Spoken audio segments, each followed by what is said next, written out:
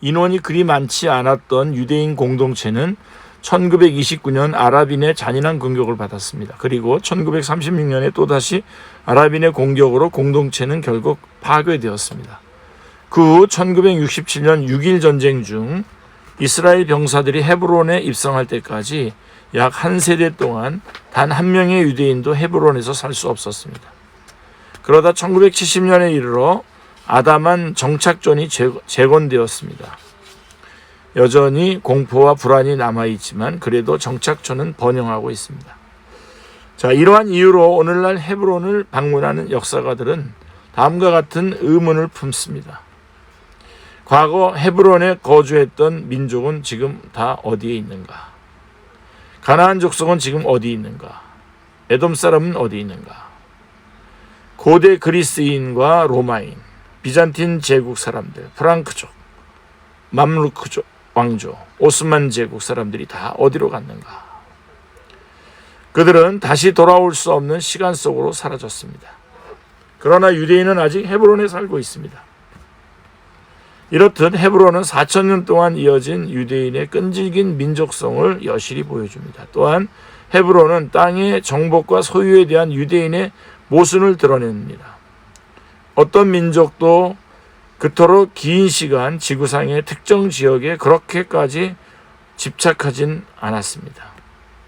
또한 강력하고 일관된 목적을 가슴에 품고 다시 그 땅으로 돌아오려는 본능, 즉 기존의 거주민을 축출하고 그 땅에 다시 정착하려는 용기와 역량을 유대인만큼 강하게 표출한 민족은 여태까지 없었습니다. 하나의 민족을 이룬 이래 4분의 3이 넘는 세월 동안 대부분의 유대인이 늘 자기네 땅이라 주장해온 헤브론 바깥에서 살아왔다는 사실은 참으로 기이합니다. 이 기이한 현상은 지금도 계속되고 있습니다. 헤브론은 유대인들이 최초로 취득한 땅으로 기록된 지역입니다. 창세기 23장에는 아내 사라가 죽고 아브라함이 아내와 자신이 매장지로 사용하고자 막벨라 동굴과 주변 땅을 구입하기까지의 경위가 서술되어 있습니다. 이 본문은 성경을 통틀어 가장 중요한 대목 가운데 하나입니다. 유대인이 끈질기게 고수해온 가장 오래된 전승, 즉 그들에게 아주 소중하고 중요한 전승을 구체적으로 보여주기 때문입니다. 창세기 23장은 사람들이 목격한 실제 사건이 입에서 입으로 전해지다 상세한 글로 기록된 첫 번째 본문입니다. 이 본문에는 매매를 위한 협상 절차가 상세히 묘사되어 있습니다. 당시 아브라함은 헤브론에 상당 기간 거주하고도 여전히 이방인이라고 할 수밖에 없는 신분이었습니다. 땅의 소유권을 얻기 위해 아브라함은 땅을 살 수 있는 구매력뿐 아니라 그 지역 사람들의 동의까지 얻어야 했습니다.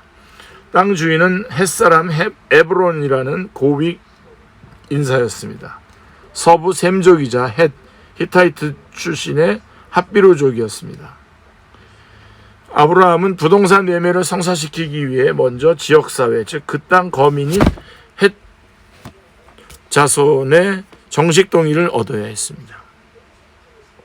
동의를 얻은 다음에는 토지 대금으로 은 400세겔을 놓고 에브론과 흥정했습니다. 그 다음에는 상인들이 사용하는 추를 이용해 은에 무게를 달아 지역사회 장로들 앞에서 땅 주인 에브론에게 건넸습니다. 소규모 사회에서 이 거래는 단순한 토지 소유권 이전이 아니라 사회적 지위가 바뀌는 기념비적 사건이었습니다. 창세기 23장에는 의례적인 인사와 가식적인 웃음, 공선을 가장한 흥정에 관한 이야기가 자세히 기록되어 있습니다. 그러나 가장 놀랍고 기억에 남는 귀절은 아브라함이 거래를 시작하면서 가슴에 사무친 듯 뱉은 말입니다. 창세기 23장 4절에 나는 여러분 가운데서 나그네로 떠돌이로 살고 있습니다. 자, 거래가 성사되자 지역 사람들은 그 땅이 아브라함의 소유가 되었음을 재차 강조했습니다. 창세기 23장 20절에 자, 유대인의 역사에 기록된 최초의 실제 사건인 이 기록에는 놀랍게도 유대 민족의 애매한 위치와 불만이 표출되어 있습니다.